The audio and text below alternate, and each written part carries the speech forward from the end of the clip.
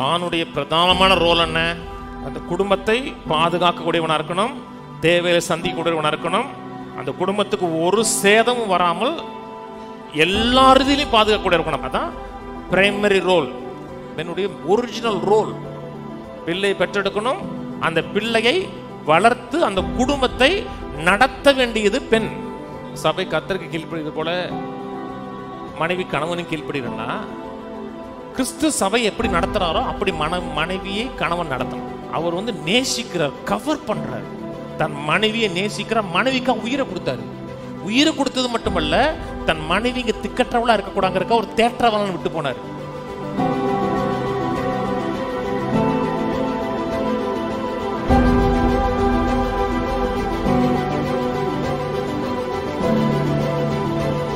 திருமண வாழ்க்கை குறித்து பேசி வருகிறோம்.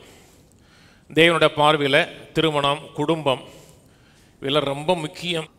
திருமணத்தை சரியான விதத்தில் பண்ணலை, சரியான ஆட்களை தேர்ந்தெடுக்கலை, தேவனுடைய வார்த்தையின் அடிப்படையில் திருமணத்தை மாற்றி அமைக்கலைன்னா திருமணமே உங்களுக்கு பேர அழிவாக மாறிடும். அதனால் திருமணங்கிறது நம்ம செய்யக்கூடிய வாழ்க்கையில் எடுக்கக்கூடிய மிக மிக முக்கியமான ஒரு தீர்மானம். திருமணத்தில் ஒரு அட்ராக்ஷன் இருக்குது. அந்த ஒரு வயசை கடந்த உடனே ஒவ்வொரு ஆணுக்கும் ஒரு பெண்ணுக்கும் ஆப்போசிட் செக்ஸை பார்க்கும்போது, ஆணுக்கு பெண்ணை பார்க்கும்போது, ஆணை பார்க்கும்போது ஒரு ஈர்ப்பு இருக்கும். அந்த ஈர்ப்பே இல்லைன்னா நீங்கள் கல்யாணத்துக்கு அன்ஃபிட்டுன்னு அர்த்தம். நீங்கள் டாக்டரை பார்க்கணும், நல்ல டாக்டரை பார்த்து ஹார்மோன் டெஸ்ட்லாம் பார்த்தீங்கன்னா அவங்க சொல்லிக் கொடுப்பாங்க, என்ன பிரச்சனை சொல்லிக் கொடுப்பாங்க. ஒரு கட்டாயம், ஒரு ஈர்ப்பு இருக்கும். அந்த ஈர்ப்பு எதுக்கு நேரம் கொண்டு போகுதுன்னா கல்யாணம் பண்ணணுங்கிற ஒரு ஆசையை கொண்டு போகும். கல்யாணத்தில் ஒரு அட்ராக்ஷன் இருக்குது. ஆனால் திருமணத்தை வார்த்தையின் அடிப்படையில் அமைக்கலை, வாழலைன்னா எது உங்களுக்கு அட்ராக்ஷனாக இருந்துச்சோ அது டிஸ்ட்ராக்ஷனாக மாறிடும். அநேக மக்கள் கல்யாணத்துக்கு முன்னாடி ஆண்டவர் மேலே பெரிய தரிசனம் உள்ளவர்களாக, ஒரு கனவு உள்ளவர்களாக, எனக்கு இதை செய்யணும், அப்படி செய்யணும், இதெல்லாம் என் வாழ்க்கையில் கர்த்தருக்காக செய்ய விரும்புகிறேன்னு பெரிய ஒரு பேஷனோடு, வாழ்க்கையை குறித்து பெரிய கனவோடு ஓடுன ஆட்கள் திருமணத்துக்கு அப்புறம் நான் என்ன செய்ய போகிறேன், எப்படி வாழ்க்கையை தள்ள போகிறேன் என்று விரக்தியில் வாழக்கூடிய மக்களாக மாறுறாங்க. ஏன் மாறுறாங்கன்னா அந்த திருமணங்கிறது ஒரு கிரிட்டிக்கல் பாயிண்ட்டாக மாறுது. ஆனால் சிலர் ஆட்கள் சரியான தீர்மானம் எடுத்தவர்கள், திருமணத்துக்கு முன்னாடியே விஷன் வைத்தவர்கள். நீங்கள் திருமணத்துக்கு முன்னாடி ஒரு ஆணாக இருக்கீங்கன்னா முதல்ல பெண்ணை தேடக்கூடாது, முதல்ல உங்கள் வாழ்க்கைக்கான விஷனை தேடணும். அந்த விஷனுக்கு அந்த பெண் உதவியாக இருப்பாங்க. அப்படிப்பட்ட பெண்ணை நீங்கள் பார்க்கணும். அதுக்கப்புறம் சில ஆட்கள் திருமணத்துக்கு அப்புறம் சக்ஸஸாக இன்னும் சிறப்படைந்த ஆட்கள் இருக்காங்க. அதனால் திருமணத்தை சரியான விதத்தில் பண்ணிங்கன்னா அது உங்களை உயர்த்திடும். திருமணத்தை சரியான விதத்தில் நடத்தலைன்னா அது உங்களுக்கு பேரழிவாக மாறிடும். ஏன்னா அதனால தான் ஞானம், அதனால தான் இது இவ்வளோ தூரம் எடுத்து போதிக்கிறேன், கவனம் எடுத்து போதிக்கிறேன். எனக்கு 40 வருஷம் ஆயிடுச்சு, 50 வயசு ஆகி போச்சு, நான் கல்யாணம் கட்டி எனக்கு 25 வருஷம் 30 வருஷம் இருக்குது, அதனால் திருமணத்தை குறித்து எல்லாம் தெரியும்னு கேட்டிங்கன்னா உங்களுக்கு தெரியாது. இன்றைக்கி எத்தனையோ ஆட்களுக்கு திருமணத்தை குறித்த பெரிய ஒரு அறிவு இல்லாத ஜனங்களாக தான் இருக்காங்க. நிறைய ஆண்களுக்கு ஆண்னா என்னன்னே தெரியாது. ஒரு குடும்பத்தில் ஒரு ஆணுடைய செயல்பாடு என்ன, ஒரு ஆணுடைய பிரதானமான வேலை என்ன, பொறுப்பு என்ன, அவனுடைய ரோல் என்னன்னு நிறைய ஆண்களுக்கு தெரியாது. அப்படி அவங்களாம் எப்படி வந்தாங்கன்னா முன்னோர்கள் செய்கிறது, தாத்தா பாட்டி அப்படியே செய்கிறது, அதையே அப்படியே அவங்க ஃபாலோ பண்ணக்கூடிய ஆட்களாக இருக்காங்க. எங்கள் குடும்பத்தில் நாங்கள் இப்படி தான் இருப்போம், என் குடும்பத்தில் நாங்கள் இப்படி தான் நடத்துவோம் அப்படின்ட்டு ஒரு பேட்டர்னை அவருடைய பாரம்பரியத்திலேருந்து எடுக்கிறாங்க. இல்லை நான் நிறையா படிச்சிருக்கேன், நான் சைக்காலஜிஸ்டாக இருக்கேன், அதனால் எனக்கு திருமணத்தை குறித்து எல்லாம் தெரியும். நிறைய சைக்காலஜிஸ்ட் படித்தவங்க டிவோர்ஸ் ஆகி 5 கல்யாணம் 6 கல்யாணம் பண்ணவங்களாம் இருக்காங்க. அதனால் நீங்கள் படிச்சிருக்கிறதுனால உங்களால் திருமணத்தை மாற்றி அமைக்க முடியும்னு சொல்ல முடியாது. எல்லாத்துக்கும் சரியான மேண்டேட்டுங்கிறது கர்த்தருடைய வார்த்தை தான். ஏன்னா திருமணத்தை உண்டாக்கினவர் அவர் திருமணம் எப்படி வாழப்பட வேண்டுங்கிறதே கர்த்தருடைய வார்த்தையில் தான் போகணும். நிறைய மக்கள் அவங்க அப்பா அம்மா எப்படி வாழ்ந்துறாங்களோ அதன் அடிப்படையில் வாழ்க்கை அமைக்கிறாங்க. ஒரு சம்பவத்தை படித்தேன், மேலை நாடுகள் நடந்த சம்பவம். மேலை நாடு கிறிஸ்மஸ் நேரத்தில் அந்த பன்றிக்கறியை வச்சு ஒரு டிஷ் யூஸ் பண்ணுறாங்க. அவங்க பன்றிக்கறி சாப்பிட்றாங்க, நம்ம ஊர்லேயும் சாப்பிட்றாங்க. நீங்கள் இந்த முக்கில் வந்தீங்கன்னா நிறைய இருக்குது. காலையில் வந்தீங்கன்னா சுட சுட கிடைக்கும். இப்படி காரில் இப்படி வந்தீங்க பாருங்கள், அந்த ஏரியாவே பிஸியாக இருக்கும். காலையில் ஞாயிற்றுக்கிழமை அங்கே சாப்பிட்றாங்க. அது வெண்பன்றி அந்த பன்றின்னு சொல்கிறாங்க. அதில் அது சாப்பிடக்கூடாதுங்கிறாங்க. மெடிக்கலாக ஏன் சாப்பிடக்கூடாதுன்னா, பன்றி வந்து அந்த வேர்வை வெளியே அனுப்பாது, நிறைய காரியம்னு சொல்கிறாங்க. அதனால் நீங்கள் சாப்பிட்டீங்கன்னா தப்பு இல்லை. போஜனத்தினால யாரையும் நான் தீட்டுப்படுத்தலை. உள்ளே போகிறது தீட்டுப்படுத்தாது, வெளியே வர்றது தான் தீட்டுப்படுத்தும். அதனால் உங்களுக்கு பிடிச்சிச்சின்னா சாப்பிடுங்க, எனக்கு பிடிக்காது, நான் சாப்பிட்றது கிடையாது. அவ்வளோதான் பாயிண்ட். மேலை நாடுகளில் கிறிஸ்மஸ் நேரத்தில் அந்த பன்றி கறியை வச்சு டிஷ் பண்ணுறாங்க. ஒரு கிறிஸ்மஸ் அந்த ஹாம், அந்த கிறிஸ்மஸ் ஹாம்னு ஒன்று இருக்குது, அது பண்ணுறாங்க. ஒருத்தன் மனைவிக்கு கல்யாணம் முடித்த புது தம்பதி ஒரு பன்றி கறியை பீஸை வாங்கி கொடுக்குறான். அவள் பாதியை வெட்டி அந்த அவனில் வச்சுட்டு பாதி தூக்கி வெளியே தூக்கி போட்டா. இவன் புதுசாக பார்க்குறான், என்னென்னா நம்ம கஷ்டப்பட்டு வாங்கிட்டு வந்தோம், ஒரு பெரிய பீஸில் பாதியை வெட்டி உள்ளே வச்சுட்டு பாதி தூக்கி வெளியே போட்டாலே கேட்டவொடனே கேட்குறான், ஏன் நான் தான் காசு கொடுத்து வாங்கிட்டு வந்தேன், நீ ஏன் பாதி தூக்கி வெளியே போட்டான்? இல்லை, எங்கள் அம்மா அப்படி தான் பண்ணுவாங்கன்னு இருக்காவ. எங்கள் குடும்பத்தில் நாங்கள் எப்போவுமே பாதியை சமைப்போம், பாதியை தூக்கி நாங்கள் தூர போட்டுருவோம். உடனே அவங்க மாமியாவுக்கு ஃபோன் பண்ணி, நீங்கள் ஏன் அப்படி பண்ணுறீங்க, இந்த கிறிஸ்மஸ் ஹாம் பண்ணும்போது ஏன் நீங்கள் பாதியை சமைச்சு பாதி தூக்கி உள்ளே போடுறீங்க? எங்கள் குடும்பத்தை நாங்கள் அப்படித்தான் பண்ணுவோம், எங்கள் அம்மா அப்படித்தானே பண்ணுவாங்கன்னு இருக்காங்க. இவங்க அவங்க அம்மாவை ஃபாலோ பண்ணுறாங்க, அவங்க அம்மாவை ஃபாலோ பண்ணுறாங்க. அப்புறம் அந்த பாட்டி உயிரோடு இருந்திருக்கு. நேராக ஃபோன் அடிச்சிருக்கேன், பாட்டி அம்மா ஏன் இந்த மாதிரி இந்த பன்றிக்கறியை பாதியை யூஸ் பண்ணிவிட்டு பாதியை தூக்கி வெளியே போடுறீங்க? அப்போ அந்த அம்மா சொல்லியிருக்கு, அந்த நாட்கள் அவங்க ரொம்ப ஏழையாக இருந்தோம், அது ஒரு வாங்கும்போது பெரிய துண்டாக தான் அவன் கொடுக்குறான். எங்கள் வீட்டில் இருந்த சட்டி வந்து அவ்வளோ பெரிய சட்டி கிடையாது, பேன் வந்து பெரிய பேன் கிடையாது, சின்ன பேன் தான். ஆனால் நான் அதை முழுக்க வைக்கிறதுக்கு இடம் இல்லை, அதனால் பாதியை வெட்டிட்டு நான் பாதியை தூக்கி போட்டுருவேன். ஏன்னா எங்கள் வீட்டில் ஃப்ரிட்ஜ் இல்லை, அதனால் தூக்கி போட்டுருவேன்னு அந்த அம்மா வந்து செஞ்சுருக்கு. இது இந்த அம்மா பார்த்துட்டு அப்படின்னா இதை வாங்கி பாதியை சமைக்கணும், பாதியை தூக்கி தூர போட்டுறணும் இந்த அம்மா செஞ்சுருக்கு. இந்த அம்மா பார்த்து பேத்தி செஞ்சுருக்கு. இப்படி விட்டிங்கன்னா சந்ததியாக போயிடும். நிறைய குடும்பம் நடத்துகிறதே அப்படித்தான். எங்கள் அம்மா எங்கள் அப்பாவை இப்படித்தான் நடத்துவார், எங்கள் அப்பா எங்கள் அம்மாவை இப்படித்தான் நடத்துவார். ஏன்னா பைபிள் படி நடந்தானான்னு கேட்டால் பைபிள் படி கிடையாது. ஆனால் எந்த ஒரு காரியத்தை நீ கற்றுக்கொள்ள வேண்டுமென்றால் வேதம் தான் ஃபவுண்டேஷன். ஆனால் இன்றைக்கி வருகிற வாரங்கள், ஒரு சில வாரங்கள் குடும்பத்தில் ஒரு கணவனுடைய ரோல் என்னன்னு பார்ப்போம். ஒரு குடும்பத்தில் கணவனுடைய ரோல் என்ன, மனைவியுடைய ரோல் என்ன, ஒரு குடும்பத்தில் கணவன் செயல்பட வேண்டிய முக்கியமான பொறுப்பு என்ன, பிரதானமான பொறுப்பு என்ன, ஒரு மனைவிக்கு பிரதானமான பொறுப்பு என்ன. நான் ஒரு ஆணாக இருக்கிறேன், அப்பாவாக இருக்கிறேன், கணவனாக இருக்கிறேன், என்னுடைய பிரதான பொறுப்பு என்ன என்பதை அறிந்து நான் செயல்பட்டேன் என்றால் என் குடும்ப வாழ்க்கையை சக்ஸஸாக இருக்கும். என்னுடைய பொறுப்பு என்னன்னு தெரியவே இல்லை, அதுபடி நான் செய்யலைன்னா என் குடும்ப வாழ்க்கை சக்ஸஸாக இருக்காது. அதனால தான் வேதத்தில் போய் கணவனுடைய ரோல் என்ன, மனைவியுடைய ரோல் என்ன, அவங்க எப்படி, அதாவது ரோல் என்ன, இதெல்லாம் செய்யக்கூடாதுன்னு சொல்லலை, பிரதானமான ப்ரையாரிட்டி என்ன, எது முன்னுரிமை என்பதை அறிந்து அதுக்கேற்ற வித்து வாழ்க்கையை மாத்திரம்னா வாழ்க்கையை சக்ஸஸாக இருக்கும். வேதத்தில் ஆதியாகமம் 3ஆம் அதிகாரத்தில் பாவம் இங்கே தான் பிரவேசிக்குது. எப்படி பாவம் உள்ளே வந்துச்சுன்னா ஆதியாகமம் 3ஆம் அதிகாரத்தில் தான் அந்த காரியம் சொல்லப்பட்டுக்கிறது. பாவத்தின் மூலமாக வீழ்ச்சி உண்டாகிறது. பாவத்தின் விளைவை இன்னும் நம்ம அனுபவிக்கிறோம். சரீர பிரகாரமும் சரி, இந்த பிளானட்டில் மரம் செடி கொடி விலங்குகளில் அதனுடைய பாதிப்பை நான் அனுபவிக்கிறோம். வீழ்ச்சியினுடைய சாபம் ஒன்று இருக்குது, அதாவது கர்ஸ் ஆஃப் த சின், பாவத்தினுடைய விளைவுன்னு ஒன்று இருக்குது. அப்புறம் நியாயப்பிரமாணத்தின் சாபம் ஒன்று இருக்குது, அதாவது நியாயப்பிரமாணத்தின் சாபம் ஒன்று இருக்குது, அதாவது மனிதனுடைய பாவத்தின் மூலமாக வந்தக்கூடிய சாபம் ஒன்று இருக்குது. ரெண்டுமே சிலுவையில் வந்து கிரயம் கொடுத்துருக்கிறார். பாவத்தின் சாபத்துக்கும் கிரயம் கொடுத்துருக்கிறார், நியாயப்பிரமாணத்தின் சாபத்திற்கும் கிரயம் கொடுத்துருக்கிறார். வேதம் சொல்லுகிறது கலாத்தியர் 3:13 மரத்தில் தூக்கப்பட்ட எவனும் சபிக்கப்பட்டவர்கள் இருக்கிறபடி கிறிஸ்து நமக்காக சாபமாகி நியாயப்பிரமாணத்தின் சாபத்திற்கு நம்மை நீங்களாக்கி மீட்டு கொண்டார். நியாயப்பிரமாணத்தின் சாபம் சொல்லும் பொழுது நித்திய மரணம், தேவனை விட்டு நித்தியமாக துண்டிக்கப்படுவது.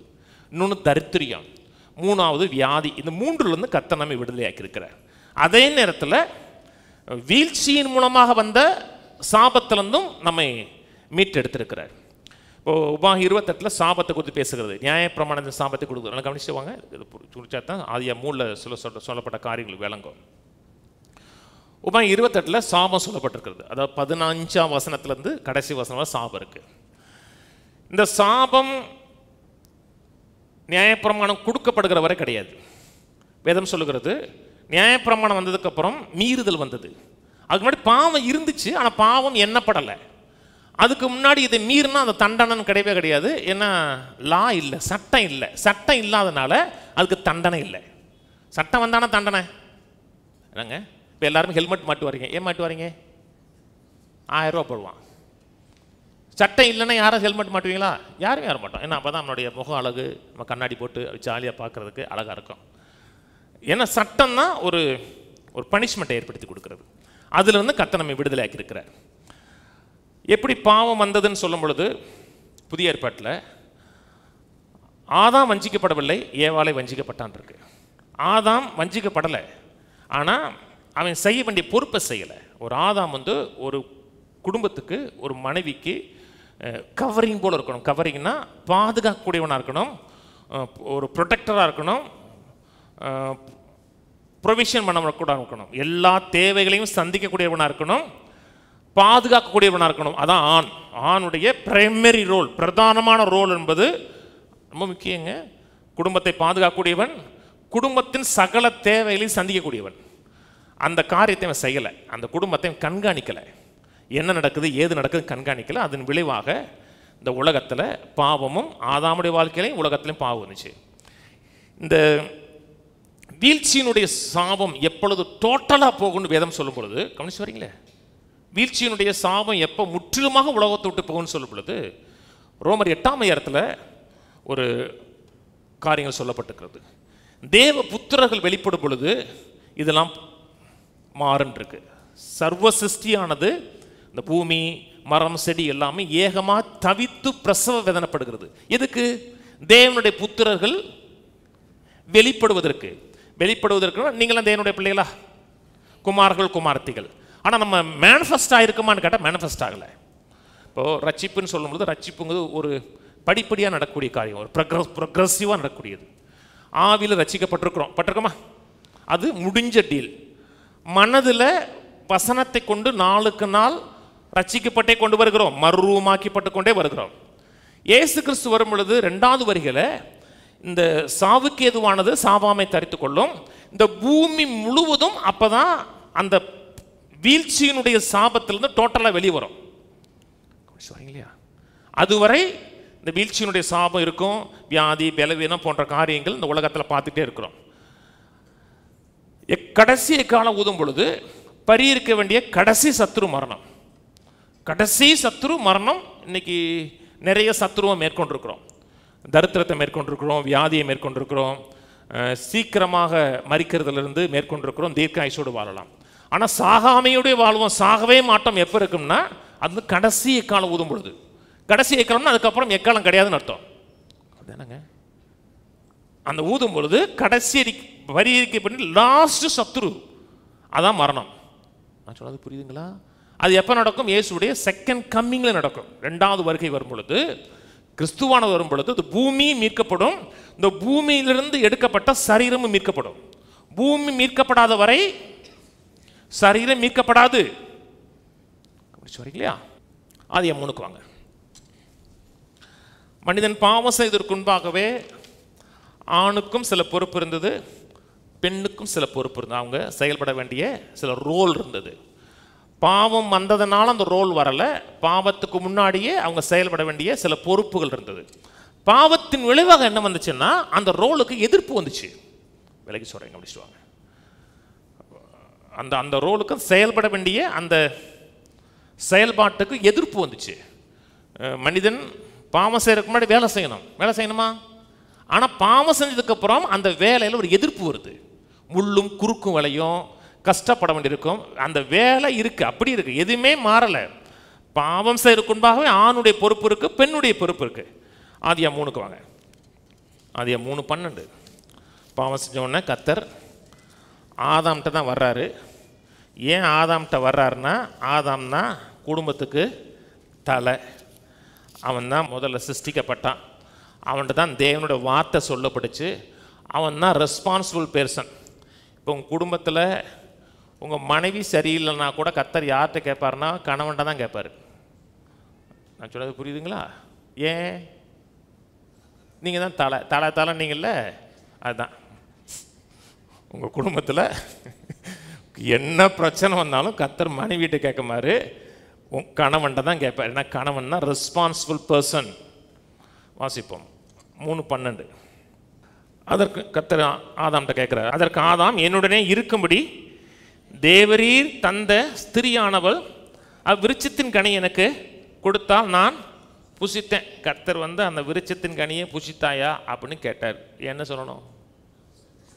புசிச்சேன், புசிக்கலாம், அவ்வளோதான். ஆனால் என்ன சொன்னான்னா, நான் புசிக்கக்கூடாதுன்னு நினச்சேன், கல்யாணம் பண்ணாமல் நான் தான் இருந்தேன், சும்மா இருந்தவனை பார்த்து மனுஷன் தனிமையாக இருப்பது நல்லதில்லைன்னு சொல்லிட்டு உன்னை கொண்டு வந்து நிப்பாட்டினீங்க.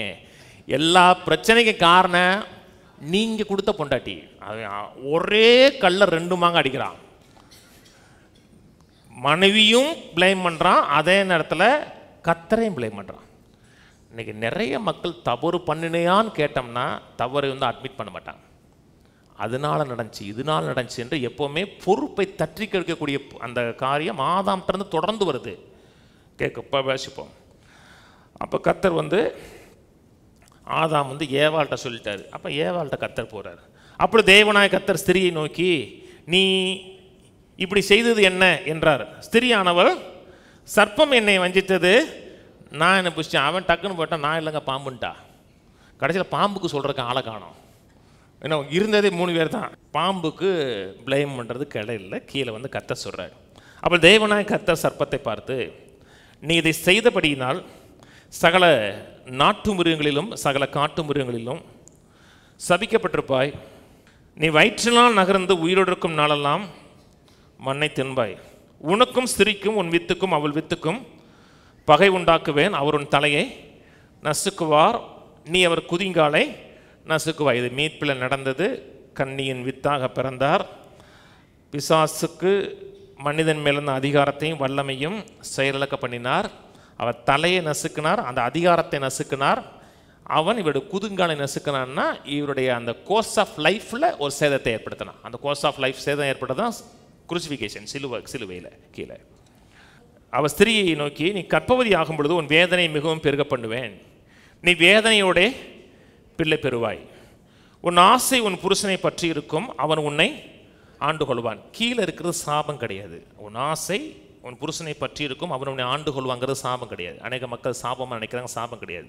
அது அவன் செய்ய வேண்டிய ரோல். அந்த ரோலுக்கு எதிராக ஒரு எதிர்ப்பு இருக்குது.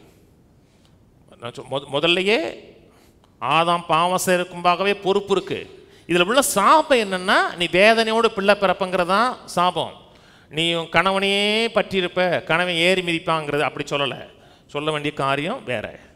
பெரும்பாலும் சாபம் அனுப்பாங்க, சாபம் கிடையாது. இன்றைக்கி அதுதான் பார்ப்போம். உன் ஆசை உன் புருஷனை பற்றி இருக்கும், அவன் உன்னை ஆண்டு கொள்வான் என்றார்.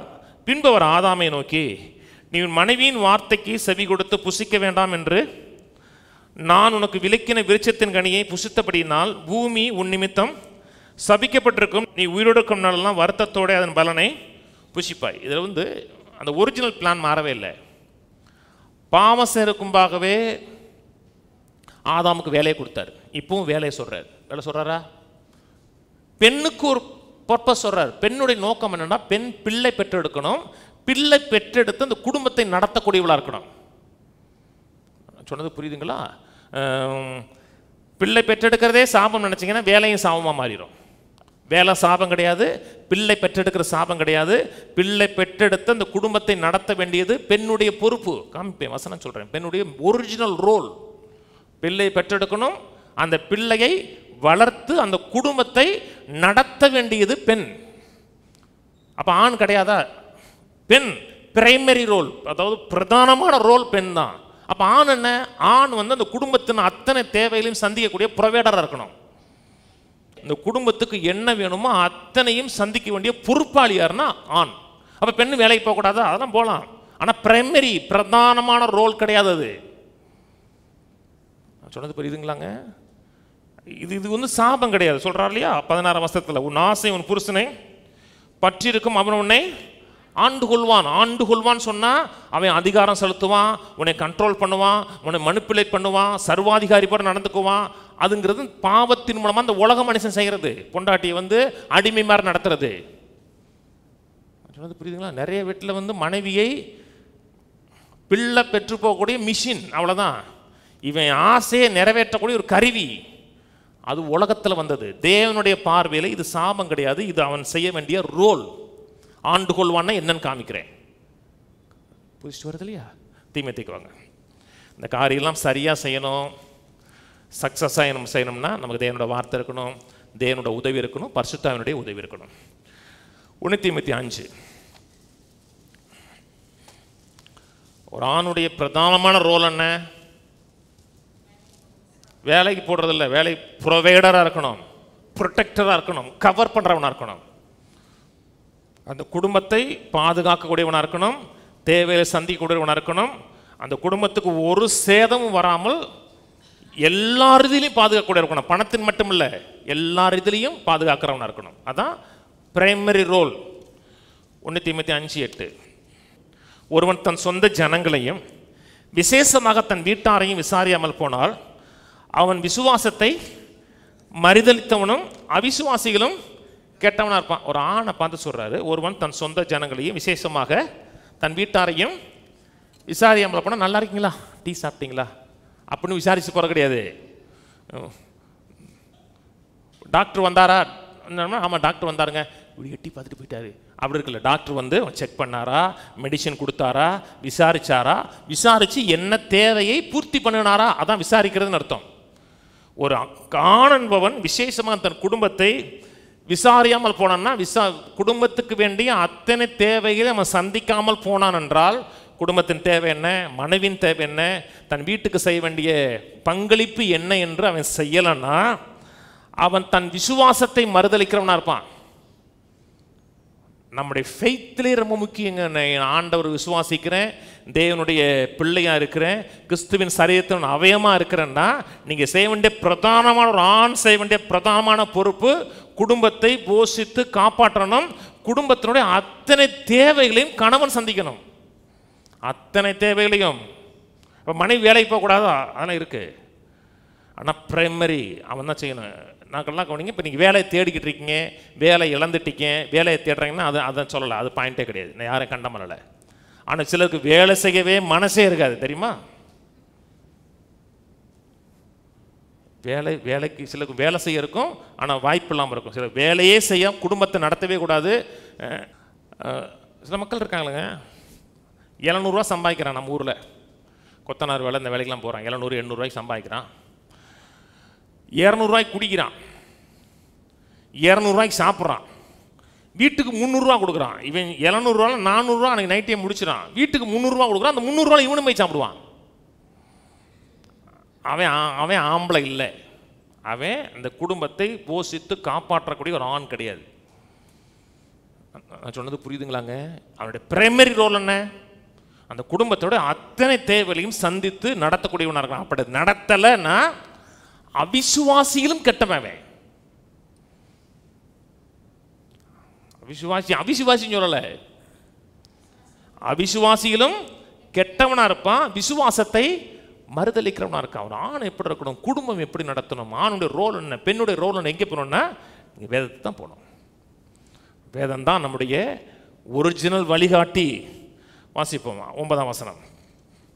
60 வயதுக்கு குறையாதவளும் ஒரே புருஷனுக்கு மனைவியாக இருந்தோளுமாகி பிள்ளைகளை வளர்த்து அந்நியரை உபசரித்து பரிசுத்தவான்களுடைய கால்களை கழுவி உபத்திரவப்படுறவர்களுக்கு உதவி செய்து சகலவித நற்கிரிகளையும் ஜாக்கிரதையாய் நடப்பித்து இவ்விதமாய் நற்கிரிகளை குறித்து நற்சாட்சி பெற்றவளுமாய் இருந்தால் அப்படிப்பட்ட விதவைகளையே விதவியின் கூட்டத்தில் சேர்த்து கொள்ள வேண்டும். அந்த நாட்களில் சர்ச்சில் வந்து ஒரு காமன் சொசைட்டியாக இருந்துச்சு. ஒரு அம்மா இருக்காங்க, நம்ம கணவன் இல்லை, பிள்ளைகள் அவங்கள சரியாக நடத்தலை, ஒருவேளை பிள்ளை இல்லைன்னா அவங்கள வந்து சர்ச்சில் விதவியின் கூட்டத்தில் சேர்த்து அவங்கள வந்து சபை நடத்தலாம், சபையை வந்து அவங்கள கண்காணிக்கலாம். அது நல்லது. அப்போல்லாம் எனக்கெலாம் ஆசை இருக்குது, பெரிய இடம் வாங்கி அதுதான் செய்யணும் ஆசை. ஆனால் இந்த குவாலிட்டியில் அவங்களுக்கு இருக்கணும். அதாவது சகல நற்கிரிகளையும் ஜாக்கிரதையாக நடக்கணும். சில ஆட்கள் எல்லா துர்க்கிரிகளையும் ஜாக்கிரதையாக நடப்பிப்பாங்க. அவங்களுக்குள்ளே கொண்டு வந்தோம்னா இருக்கிறதும் ஒன்றும்லாம் போயிடும். உள்ள ஒரு விதவைகள் கூட்டத்தில் வைக்கணும்னா அவங்களுடைய கேரக்டர் என்னன்னு பாருங்கள். கீழே பெண்ணை பற்றி தான் பேசுகிறாங்க. கீழே இளம் வயதுள்ள விதவைகள் அதிலே சேர்த்து கொள்ளாதே, ஏனெனில் அவர்கள் கிறிஸ்துவுக்கு விரோதமாய் காம விகாரம் கொள்ளும் பொழுது விவாகம் பண்ண மனதாகி முதலில் கொண்டிருந்த விசுவாசத்தை விடுவதனாலே ஆக்கினைக்கு உட்படுவார்கள். டைவோர்ஸ் ஆயிடுச்சு, கணவன் இறந்துச்சாருன்னா கல்யாணம் பண்ணவே கூட சொல்லலை. அதாவது விசுவாசத்தை விட்டு விசுவாசத்துக்கு புறம்பாக கல்யாணம் பண்ணுவாங்க, அவங்கள உள்ள சேர்க்காத அவங்களை கல்யாணம் பண்ணிட்டு போட்டுங்கிறாரு. மனித வாசிக்கிறார், முதலில் கொண்டிருந்த விசுவாசத்தை விடுகிறதுனாலே ஆக்கினைக்கு உட்படுவார்கள். அதுவும் அல்லாமல் அவர்கள் சோம்பல் உள்ளவர்களாய் வீடு வீடாய் திரிய பழகுவார்கள். சோம்பலுள்ளவர்களாய் மாத்திரமல்ல, அளப்புகிறவர்களாயும் வீண் அழுவ காரியமாய் தகாத காரியங்களை பேசுகிறவர்களுமாய் இருப்பார்கள். ஆகையால் இளம் வயதுள்ள விதவைகள் விவாகம் பண்ணவும், அதுக்கப்புறம் தான் பெண்ணுடைய ரோல் வருது, விவாகம் பண்ணவும் பிள்ளைகளை பெறவும் வீட்டை நடத்தவும். ஒரு பெண்ணுடைய பிரதானமான ரோல் என்ன? பிள்ளை பெறணும், வீட்டை நடத்தணும். வீட்டை நடத்தக்கூடிய, வீட்டை கைட் பண்ணக்கூடிய பொறுப்பு யாருன்னா பெண்ணுக்கு தான். அப்போ ஆண் வீட்டை நடத்தக்கூடாதா? ஆண் எந்த தேவையும் செய்யக்கூடாதா? பிரதானமான காரியம் கிடையாது. பிரதானமான காரியம் என்னன்னா பெண்ணு தான் வீட்டை நடத்தணும். ஆணுடைய பிரதானமான காரியம் என்ன?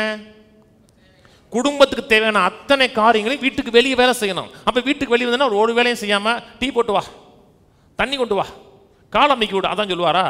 அவர் டொமஸ்டிக்காக வீட்டுக்குள்ள வந்து ஒரு வேலையும் செய்ய மாட்டாரா? என்னங்க ஒரு வார்த்தையும் செய்ய மாட்டாரா? செய்யணும். யார் சமைக்கலாம்? யாருங்க சமைக்கணும் சொல்லுங்க? பெண் சமைக்கணுமா ஆண் சமைக்கணுமா? ஏன் ஆண் சமைச்சான?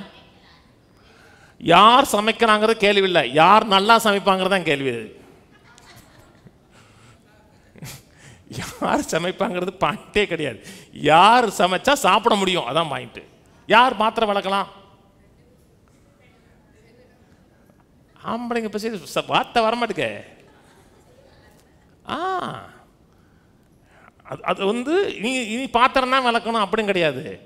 அவங்களுக்குள்ள டொமஸ்டிக்காக என்னெல்லாம் செய்யலாம். பெண்ணு வெளியே போய் வேலை செய்யக்கூடாதா?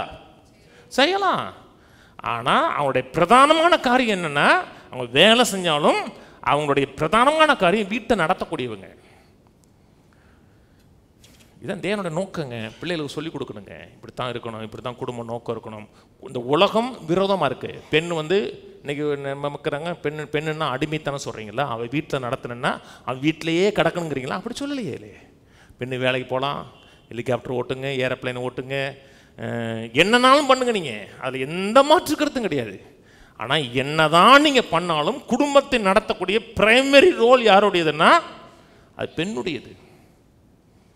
ஆண் வந்து குடும்பத்துக்கு வேண்டிய அத்தனை செய்யணும், அதான் ஆணுடைய ரோல். இன்னைக்கு சிலர் சொல்கிறாங்க பார்த்தீங்கன்னா, பெண்கள்கிட்ட வந்து ஒரு மட்டமான கேள்வி கேட்பாங்க, பெண்களும் மட்டமாக பதில் சொல்லுவாங்க. நீங்கள் வேலைக்கு போகிறீங்களா? இல்லை, நான் வேலைக்கு போல, வீட்டில் சும்மா தான் இருக்கேன். நீங்கள் சும்மா வாங்க இருக்கீங்க. ஒரு வீட்டில் இருக்கிற பெண் எவ்வளோ வேலை செய்கிறான் தெரியுமா? பெண்கள்லாம் வாக்கிங்கே போக முடியாதாங்க. ஒரு வீட்டில் இந்த ரூமுக்கு அந்த ரூமுக்கு இந்த ரூமுக்கு இந்த ரூமுக்கு நடந்துக்கிட்டே இருக்காங்க தெரியுமா? அவங்க இருக்கிறதுக்கு வாக்கிங்கு. அவங்களே கிங் மாதிரி தான் நடக்கிறாங்க. அங்கே எங்கே போகிறாங்க? காலையில் எந்திரிச்சதுலேருந்து 11 மணி வரை பெண்கள் வேலை செய்கிறாங்க தெரியுமா? குறைஞ்சது. பிள்ளைகளுக்கு கழுக்கு தூக்கி போட்டுரும், அதை போட்டுரும், எல்லாத்தையும் எடுத்து வச்சு சரி பண்ணி அந்த குடும்பத்தை நடத்த வேண்டிய மிகப்பெரிய பொறுப்பு என்ன தாய்க்கு இருக்குங்க. அதனால் யாருமே நான் வீட்டை சும்மா இருக்கேன்னு சொல்லாதீங்க, உங்களையே மட்டப்படுத்தாதீங்க. நான் வேலைக்கு போல, வீட்டில் சும்மா தான் இருக்கேன். நீங்கள் சும்மாவா இருக்கீங்க? நான் சொல்கிறேங்க, எங்கள் வீட்டில் நான் அதிகமாக வேலை செய்கிறேன்னா என் மனைவி அதிகமாக வேலை செய்கிறேன்னா என் மனைவி தாங்க அதிகமாக வேலை செய்கிறா. நான் வீட்டில் வேலை செய்கிறது கம்மிங்க. நான் சொன்னது புரியுதுங்களா? நீங்கள் என்னன்னாலும் வேலை செய்யலாம். இன்னைக்கு உலகத்திலேயே சிறந்த குக்கு ஆனா பெண்ணான்னு கேட்டால் ஆண் தான்.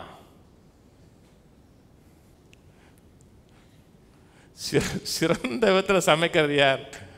ஆண் தான் சமைக்கிறாங்க. ஹோட்டலில் யார் பெண்ணா சமைக்கிறாங்க?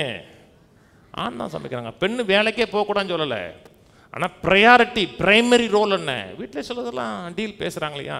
நான் ஒற்றை அடிக்கிறேன், நீ சேரை தள்ளி போடு, நான் பாத்திரம் கழுவுறேன், நீ குப்பையை கொண்டு வெளியே போடு. இதுதான் குடும்பம். அவங்களுக்குள்ள மியூச்சுவல் அண்டர்ஸ்டாண்டிங். குடும்பத்துக்குள்ளே வீட்டுக்குள்ளே ஆண் வேலையே செய்ய மாட்டான்னு சொல்லலை, வேலை செய்யணும். ஆனால் பிரைமரி அது கிடையாது, பிரதானமானது கிடையாது. இதெல்லாம் எக்ஸ்ட்ரா உதவி செய்கிறது.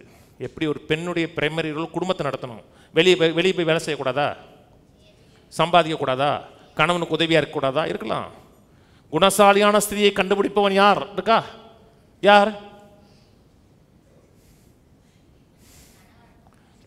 குணசாலியான கிரியை கண்டுபிடிப்போம் யாருங்க? உங்க மனைவி குணசாலியான ஸ்திரி இல்லையா? அது யாரு யாரு அது யாரு எனக்கு தெரியலையே. உங்க மனைவி குணசாலியா சரி இல்லையா? ஒரு ஆண்ட கேட்டு பாருங்க, பத்தினி யாருன்னா அவ பத்தினி, ஓ முண்டாடி பத்தினி இல்லையா? அப்ப பத்தினி யாரு? அங்க இருந்தா ஒரு பத்தினி, இங்க இருந்தா ஒரு பத்தினி, ஓ முண்டாடி அப்ப யாரு? குணசாலினே ஸ்திரி யாருங்க? பார்த்து வரமாட்டுக்க. நம்ம வேற லெவலு. அந்த நீதிமொழி 31 இருக்கு பார்த்தீங்களா? வீட்டில் போய் வெளியே வேலை செய்கிறா, ஆனால் கணவனுக்கு செய்ய வேண்டிய பொறுப்பை இந்த அம்மா நெக்லெக்ட் பண்ணவே இல்லை. படிச்சு பாருங்க.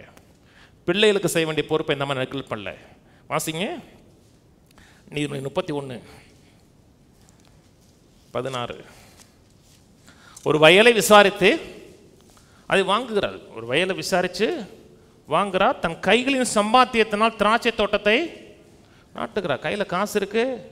ஒரு வயலை விசாரித்து வாங்குறா, கையின் சம்பாத்தியத்தினால் திராட்சை தோட்டத்தை நாட்டுறா. கையில் காசு இருக்கு, வேலை செஞ்சுருக்காங்க, வெளியே போகிறாங்க, அந்த அம்மா ரத்தனம் கம்ம செய்கிறாங்க, அது செய்கிறாங்க, இது செய்கிறாங்க, போய் பிஸியாக இருக்காங்க. கவனிங்க, பெண்கள் வீட்டிலே இருக்கணும், அவங்க பிள்ளை பெற்ற போடக்கூடிய காரியத்தை காட்டிலும் எந்த ரைட்ஸும் கிடையாதுன்னு சொல்கிறது கிறிஸ்தவம் கிடையாது. சில மதம் அப்படி சொல்லுது. பெண்களுக்கு எந்த உரிமையும் கிடையாது, பெண்கள் வெளியவே வரக்கூடாது அப்படின்னு சில மதம் இருக்குது. கிறிஸ்தவம் அப்படி கிடையாது. கிறிஸ்தவம் ஆணையும் பெண்ணையும் சரிசம் வைக்கிறது. ப்ரையாரிட்டி என்ன? வெளியே வேலை செய்யலாமா? வேலை செய்யலாம். கலெக்டராக இருக்கலாமா? இருக்கலாம். ஜனாதிபதியாக லேடி தான் இருக்கு, எல்லாமே இருக்கலாம். ப்ரையாரிட்டி குடும்பம். அதே போல் ஆணுடைய ப்ரையாரிட்டிங்கிறது குடும்பத்தை கவனிக்கணும். ஆனால் ப்ரையாரிட்டி வெளியே போய் வேலை செஞ்சு குடும்பத்துக்கு வேண்டிய அத்தனை காரியங்களும் அவர் வெளியே போய் பார்க்கணும். வீட்டுக்கு வரலாம், உதவி செய்யலாம், பாத்திரம் கழுவி கொடுக்கலாம், எல்லாம் செஞ்சு கொடுக்கலாம். நம்ம வீட்டில் ஒரு சர்ச்சில் 2-3 சகோதரர் இருக்காங்க. காலைல மனைவி சமைக்கும் போது பாத்திரத்தை பக்காவாக கழுவி வைக்கிறாங்க. சில கழுவி வைப்பான், அடுத்து அந்த பாத்திரம் கழுவி சொல்லக்கூடாதளவு கழுவி வைப்பான். பாத்திரமா கழுவி வைக்க கழுவ சொல்ற, பாரு கழுவி வைக்கிற மாதிரி இன்னொரு வேலை கொடுக்குறேன். அப்படி பண்ணக்கூடாது. செய்கிறதை சிறப்பாக திறன்பட செய்யணும். நான் சொன்னது புரியுதுங்களாங்க? வேலை செய்யணும், ஒருத்தருக்கு உதவி செய்யணும், ஆனால் பிரைமரி ரோல் ஆண் வேலை செய்யணும். ஒரு ஆண், எக்ஸப்ஷனல் கேஸ் இருக்கு, ஒரு ஆண் வெளியே போய் வேலை செய்கிறத என்ஜாய் பண்ணுறான் தெரியுமா? என்ஜாய் பண்ணுறான், சந்தோஷப்படுறான். தனக்கு ஒரு வேலை இருக்குது, அந்த வேலையில் அவனுக்கு ஒரு நிறைவு அவனுக்கு இருக்குது. ஆனால் ஒரு பெண் எவ்வளோதான் வெளியே வேலை செஞ்சாலும் அவருடைய நிறைவு எங்கே இருக்குன்னா குடும்பத்தில் வேலை செய்யும் போது தான் இருக்கும். நீங்கள் ஜனாதிபதியாகவே இருங்க, தேசத்தை ஆளக்கூடிய ராணியாக கூட இருங்க, ஆனால் உங்களுக்கு அந்த நிறைவு எங்கே இருக்குன்னு தெரியுமா? உங்கள் குடும்பம், உங்கள் பிள்ளைகளும், கணவன், அதில் நீங்கள் கவனம் செலுத்துறீங்க பார்த்தீங்களா? அதில் தான் ஒரு பெண்ணுக்கு ஒரு ஃபுல்ஃபில்மெண்ட் இருக்கும். இல்லைன்னு சொல்லுங்க, அதான் பெண். ஏன்னா அதுதான் ஒரிஜினல் ஸ்ட்ரக்சர். அப்படித்தான் ஏற்படுத்தி வச்சிருக்கிறார். பெண்ணு வேலைக்கு போகலாம், ஆணும் வீட்டில் வேலை செய்யலாம், அதெல்லாம் இருக்கு. ஆனால் பிரைமரி என்ன, பிரதானமானது என்ன, அதில் அறிஞ்சு அதில் செயல்படுகிறோம்னா குடும்பம் சக்ஸஸாக இருக்கும், நிறைவாக இருக்கும், ஆசீர்வாதம் நிறைஞ்சதாக இருக்கும். ஒரு ஆண் தன்னை அடையாளப்படுத்தும் போது எதோட அடையாளப்படுத்துகிறான்னா தன் வேலையோடு அடையாளப்படுத்துகிறான். அப்படி தானே? வேலைங்கிறது பிரதானமான அடையாளம். கிறிஸ்து தாங்க அடையாளம். கிறிஸ்துவ தேவனுடைய பிள்ளையாக இருக்கும், தேவனுடைய நோக்கமாக இருக்கும், அதெல்லாம் ஸ்பிரிச்சுவலாக. ஆனால் தன்னை எதோடு அடையாளப்படுத்துகிறான்? தன் வேலையோடு அடையாளப்படுத்துகிறான். ஆனால் பெண் என்பது குடும்பமாக பிள்ளைகளோடு அடையாளப்படுத்துகிறாங்க. வேலை செஞ்சால் கூட குடும்பத்தோடு அடையாளப்படுத்துகிறாங்க. பெண் வேலை செய்யலாம், ஆனால் அவங்களோட நிறைவு எங்கே இருக்கும்? குடும்பத்தை பிள்ளையை வளர்க்குறது, கணவனை நேசிக்கிறது, கணவனுக்கு செய்கிறது, அதை செய்யும்போது தான் நிறைவு. ஒரு அம்மா அன்றைக்கி சொல்லிச்சு, டாக்டரு நல்ல பொசிஷனில் இருக்குது, நான் சாயங்காலம் வந்த உடனே என் பிள்ளைகளுக்கு சில டிஷ் பண்ணி கொடுப்பேன், அந்த பிள்ளைகள் சாப்பிடும்போது எனக்கு எவ்வளோ சந்தோஷமாக இருக்கும் தெரியுமாங்குது இந்த அம்மா. அது என்ன? அதான் பெண்மை. நான் குடும்பத்தையும் நடத்த மாட்டேன், அப்படியே ஊர் சுற்றிட்டே இருப்பேன்னா அதான் பிரச்சனை.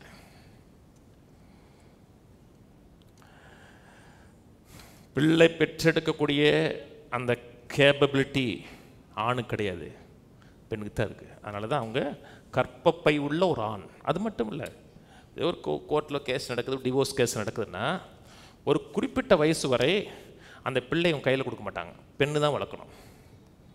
தெரியுமா? ஏன்? அவங்க தான் வளர்க்க முடியும். கோர்ட் சிஸ்டமே அதான். உங்கள் கையில் ஒரு குறிப்பிட்ட வயசு வரை ஆண் கையில் கொடுக்க மாட்டாங்க, பெண் கையில் தான் கொடுப்பாங்க. ஆண் வீட்டில் அப்போ சும்மா தான் இருப்பாரா? அவர் வருவார், டிவி போட்டு கொடுக்கணும், ஒன்றுமே செய்ய மாட்டார். வந்த உடனே செல்லை நோண்டிகிட்டே இருப்பாரா? இல்லாட்டி ரிமோட்டை வச்சு டிவியே பார்த்துக்கிட்டு இருப்பாரா? அதான் இல்லை இல்லை, அப்படி சொல்லவில்லை. அவருக்கு ரோல் இருக்குது. டிசிப்ளின் பண்ணணும், குடும்பத்தை கவனிக்கணும், மனைவிக்கு உதவி செய்யணும், எல்லாமே செய்யலாம். இவங்க நீங்கள் அவங்க பூரி போட்டு கொடுத்தாங்கன்னா நீங்கள் தேய்ச்சி கொடுக்கலாம். அது என்னது? தேய்ச்சி கொடுக்குறதில்ல, ஒருத்தருக்கு ஒருத்தர் ஒரு இணைந்து வேலை செய்கிறது. வாசிப்போம், தீத்து திருப்புவோம். தீத்து 2:1. நீ ஆரோக்கியமான உபதேசத்துக்கு ஏற்றவைகளை பேசு. ஆரோக்கியமான உபதேசம்னா சத்தியத்தை அறிந்து அறிவை வளர்க்கிறது. சர்ச்சுக்கு போனோம், சமாதானமாக இருந்துச்சு, ஒரு பீஸாக இருந்துச்சு, அது மட்டும் இல்லை, ஒரு சவுண்டு டாக்டரின் இருக்கணும். சர்ச்சுக்கு போனோம்னா டாக்டரினலாக நீங்கள் வளர்ந்துருக்கணும், சிஸ்டமேட்டிக்காக சத்தியத்தை அறிஞ்சிருக்கணும். முதிர் வயதுள்ள புருஷர்கள் ஜாக்கிரதை, இதுதான் சவுண்ட் டாக்டரின் கீழே பேசுகிற ஆரோக்கியமான உபதேசம். முதிர் வயதுள்ள புருஷர்கள் ஜாக்கிரதை உள்ளவர்களும் நல்லொழுக்கம் உள்ளவர்களும் தெளிந்த புத்தி உள்ளவர்களும் விசுவாசத்திலும் அன்பிலும் பொறுமையிலும் ஆரோக்கியம் உள்ளவர்களாக இருக்கும்படி புத்தி சொல்லு.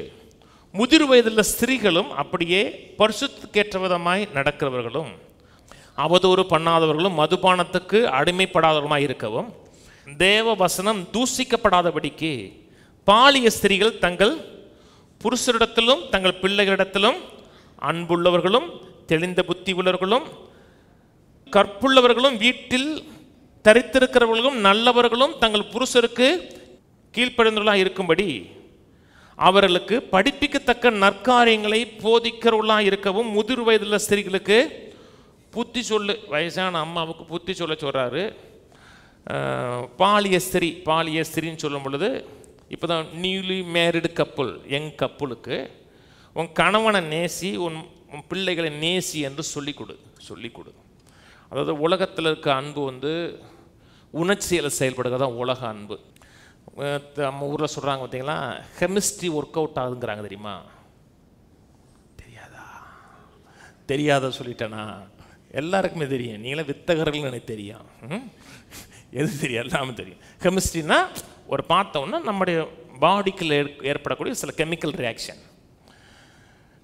சிலதை பார்த்தோன்னே அன்பு செலுத்தணும்னு தூண்டப்படுகிறேன், ஆனால் என் பொண்டாட்டியை பார்க்கும்போது எனக்கு அப்படி தெரியலைங்க அப்படின்னா அது ராங் கெமிக்கல் ரியாக்ஷன் நடக்குதுன்னு அர்த்தம். அன்புங்கிறது போதிப்பின் அடிப்படையில் வருகிறது. உலக அன்பு போதிப்பின் அடிப்படையில் கிடையாது. அன்பு பிடிக்குது, அப்படியே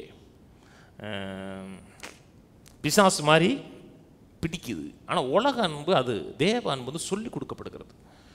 வீட்டில் சொல்லிக் கொடுக்கணும், பிள்ளைகளுக்கு சொல்லிக் கொடுக்கணும். அந்த பேரண்டிங் கோடை வெட்டி வெளியே போகிறாங்கன்னா சர்ச்சில் இருக்க வயசான அம்மாக்கள் சர்ச்சு சொல்லிக் கொடுக்கணும். என்ன சொல்லிக் கொடுக்கணும்? ஒரு காரியம் சொல்கிறாரு, தெளிந்த புத்தி உள்ளவர்களும் கற்புள்ளவர்களும் வீட்டில் தரித்திருக்கிறவன்னா அப்படியே வீட்டில் அடுப்பாங்கனிலே கிடப்பாங்கன்னு சொல்லலை. அவங்க வீட்டில் பிரதானமாக வேலை செய்வர்களாக இருக்கணும். 2 டிரான்ஸ்லேஷன் காமிக்கிறேன். நான் அது டிரான்ஸ்லேஷன்னா ஃபுல்லாக சொல்லலை, என்ன சொல்லுதுன்னு மட்டும் சொல்லிடுறேன். ஒன்று என்எல்டியில் to work in their home இருக்கு. அந்த வீட்டிலே தரித்திருக்கிறவங்க இருக்கு பார்த்தீங்களா, to work in their home இருக்கு. ஆம்பிளிஃபைட் பைபிளில் ஹோம் மேக்கராக இருக்கணும்னு சொல்லுது. அந்த வீட்டில் அவங்க வேலை செய்கிறவனா இருக்கணும். ஆம்பிளிஃபைட் பைபிள் சொல்லும் பொழுது ஹோம் மேக்கராக இருக்கணும். அதில் ஒரு காரியம் சொல்லும் பொழுது உன் கணவனை நேசின்னு சொல்லுது. ஒரு உணர்ச்சி வந்தால் தான் நேசிக்கணும் கிடையாது. பிள்ளைகள் சில நேரத்தில் செய்கிற காரியங்களை பார்த்தோம்னா நேசிக்கணுமா தோணுது. சில நேரத்தில்ங்க நான் அரங்கன்னு மூலம் தான் தோணுது, ஆனால் நேசிக்கிறோமா? ஏன்? தீர்மானம் சர்ச்சிலே இருக்கும். சில நேரத்தில் சர்ச்சு மக்கள் செய்கிற காரியத்தை பார்த்தோம்னா மனது வேதனையாக இருக்கும், ஆனால் வேதனையாக இருந்தாலும் நேசிச்சு தான் ஆகணும். ஏன்? தீர்மானம். நேசிக்கணும்னு ஒரு தீர்மானம் எடுத்தாச்சு. என்னதான் வேதனைப்படுத்தாலும் நேசிப்போம் அப்படிங்கிறது தீர்மானம். அதே போல தான் குடும்பமும். அவங்க வீட்டில் வேலை செய்கிறவளாக இருக்கணும், ஹோம் மேக்கராக இருக்கணும். ஒரு குடும்பத்தில் ஒரு பிள்ளை வளரும் பொழுது அப்பா அம்மா அந்த ஸ்ட்ரக்சருக்குள்ளே வளரணும். இன்னைக்கு லிவிங் டுகெதர்ங்கிறாங்க. லிவிங் டுகெதர்லாம் எவ்வளோ ஆபத்து இன்னைக்கு மக்களுக்கு தெரியல. அதாவது ஆத்தரைஸ்டாக பிள்ளை பார்க்க லெஜிட்டிமேட் பிள்ளைகள் வேற, இல்லெஜிட்டிமேட் பிள்ளைகள் வேற. லெஜிட்டிமேட் பிள்ளைகளுக்கு ரைட்ஸ் உண்டு, இல்லெஜிட்டிமேட் பிள்ளைகளுக்கு ரைட்ஸ் கிடையாது. அவங்களோட ரைட்ஸ் கம்மி. லெஜிட்டிமேட் சட்டப்படி சரியான உறவின் அடிப்படையில் பிறக்கிற பிள்ளைகளுக்கு தான் பாதுகாப்பும் உரிமையும் உண்டு. இன்னைக்கு அப்பா இருக்கணும், வீட்டில் அம்மா இருக்கணும். அப்பாங்கிறவர் ஆம்பளை, அம்மாங்கிறவங்க சொல்லி கொடுக்கணுங்க. இன்னைக்கு இருக்க காலத்தில் அன்னைக்கு ஒரு இந்த எல்ஜிபிடி ஆட்கள் பேசுகிறாங்க. 2 பேருமே பெண், நாங்கள் 2 பேருமே கணவன் மனைவிங்கிறாங்க. 2 பேருமே பெண், நான் கணவன் மனைவி. இதில் யார் கணவன் சொல்லணும்? எங்களுக்குள்ள கணவன் கிடையாது. அவன் எனக்கு பொண்டாட்டி, நான் அவனுக்கு பொண்டாட்டி. கணவன் யார் இதில்? அப்பா யாரு? இன்னைக்கு இருக்கிற கல்ச்சருங்க. நான் சொல்றது மேலை நாடுகளில் சொல்லலை, இந்தியாவில் தமிழ்நாட்டில் சொல்கிறேன். இந்த ஒரிஜினல் ஸ்ட்ரக்சரே அப்படி சிதையும் பொழுது சமுதாயமே சிதைஞ்சிரும். அதனால தான் சபை முக்கியம். சபையில் சொல்லிக் கொடுக்கக்கூடிய காரியம் முக்கியம். ஒரு ஆணுடைய பிரதானமான ரோல் என்ன? Primary role. வேலை செய்யணும், பாதுகாக்கணும், பராமரிக்கணும். ஒரு சிறகுகளை போல மறைச்சு, கோழி தன் சிறகுக்குள்ள மறைச்சு வைக்கிறது பார்த்தீங்கன்னா அப்படி மறைச்சு வைக்கணும் வீட்டை. பெண்ணு வேலைக்கு போகணும், ஆனால் பிரைமரி காரியம் என்ன? எத்தனை பெண்கள் சொல்கிறாங்க, படிச்சிருக்காங்க, நல்ல வேலை செய்யக்கூடிய ஆற்றல் இருக்குது, இல்லைங்க எனக்கு குடும்பத்தை பார்த்தாவே போதுங்கிறாங்க. சொல்கிறாங்கல்ல, ஏன்? அவங்களுக்கு வேலை செய்யக்கூடிய ஆசை இல்லையா? அதை காட்டிலும் குடும்பம் முக்கியங்கிறாங்க. எபேசியர் திருப்போம். எபேசியர் 5:18 21 வரை ஆவியினால் நிறைஞ்ச லைஃபை குறித்து பேசிட்டு 21 சொல்கிறார். தெய்வ பயத்தோட ஒருவருக்கொருவர் கீழ்ப்படிந்திருங்கள். தெய்வ பயத்தோட ஒருவருக்கொருவர் கீழ்ப்படிங்க, ஒருவர் நேசிங்க, ஒருவர் கீழ்ப்படிங்க. கீழே மனைவிகளே கர்த்தருக்கு கீழ்ப்படுகிறது போல உங்கள் சொந்த புருஷருக்கு கீழ்ப்படியுங்கள். மனைவிகளே ஆண்களுக்கு கீழ்ப்படின்னு சொல்லலை, சொந்த புருஷல் போல். எல்லா பெண்களும் எல்லா ஆணுக்கும் கீழே கிடையாது. இன்னைக்கு சமுதாயம் என்னன்னா, ஆம்பளை பேசுகிற இடத்துல உனக்கு என்னடி, எல்லா ஆணும் உங்களுக்கு தலைவன் கிடையாதுங்க, உங்கள் கணவன் மட்டும்தான் உங்கள் தலைவன். பெண்களே ஆண்களுக்கு கீழ்ப்படின்னு சொல்லல. மனைவிகளே கர்த்தருக்கு கீழ்ப்படுகிறது போல சொந்த புருஷருக்கு கீழ்ப்படிந்திருங்கள். கீழே கிறிஸ்து சபைக்கு தலையாக இருக்கிறது போல புருஷனும் மனைவிக்கு தலையாக இருக்கிறான், அவரே சரீரத்துக்கும் இரட்சகராக இருக்கிறார். மேலே சொல்றாரு, மனைவிகளே கர்த்தருக்கு கீழ்ப்படிகிறது போல சொந்த புருஷருக்கு கீழ்ப்படியுங்கள். ஒரு கணவனுடைய பிரதானமான தேவை என்பது தன்னை மற்றவங்க ரெஸ்பெக்ட் பண்ணணும். ஒரு மனைவியுடைய பிரதானமான தேவைங்கிறது அந்த லவ் செட்டிங்ஸ்லேயே இருக்கணும், அந்த தன்னை நேசிக்கணும். இப்போ ஃபேமிலி கெட் டுகெதர்லாம் இருக்கு பார்த்தீங்களா, சொந்தக்காரங்கெல்லாம் ஒன்றா கூடுவாங்க இல்லைங்க, அது ஆண்களுக்கு பிடிக்குமா பெண்களுக்கு பிடிக்குமா? ஆண்களுக்கு பிடிக்காது. ஆண்களுக்கு பிடிக்காது. ஏன்னா பெண்களுக்கு போனோம்னா கதையாக பேசிகிட்டு இருப்பாங்க. ஆம்பளை வரமாட்டான். ஏன் வரமா? என்னை போனால் என்னை மதிக்க மாட்டான்மா. அவன் அங்கே நான் வரலை, என்னை போனால் மதிக்க மாட்டாங்க, என்னை வரலம்மா. இவனுக்கு என்ன வேணும்? கொசன்னு பேசுறதில்ல, இவனுக்கு என்ன அங்கே ரெஸ்பெக்ட் இருக்கான்னு பார்ப்பான். ஒவ்வொருத்தருடைய வடிவமைப்பே வேறங்க. இங்கே சொல்கிறாரு, மனைவிகளே கர்த்தருக்கு கீழ்ப்படுகிறது போல உங்கள் சொந்த புருஷருக்கும் கீழ்ப்படியுங்க. ஒரு சபை கர்த்தருக்கு எப்படி கீழ்ப்படுகிறதோ அதே போல் மனைவி கணவனும் கீழ்ப்படுகிறோம். சபை கர்த்தருக்கு கீழ்ப்படுகிறது போல மனைவி கணவனும் கீழ்ப்படுகிறன்னா, கிறிஸ்து சபை எப்படி நடத்துகிறாரோ அப்படி மனைவியை கணவன் நடத்தணும். கிறிஸ்து உள்ள வர இப்படி தான் உள்ள வர. டே விளங்காதவனே இங்கேடா உட்காந்துருக்க, டே போக்கத்தவனே இங்கேடா உட்காந்துருக்க, அட பைத்தியக்காரா நீங்கள் உட்காந்து நீ நடந்தா உருப்பட போறடா தூ அப்படின்னு துப்பிட்டு வர்றாருன்னா நீங்கள் அவரை கும்பிடுவீங்களா?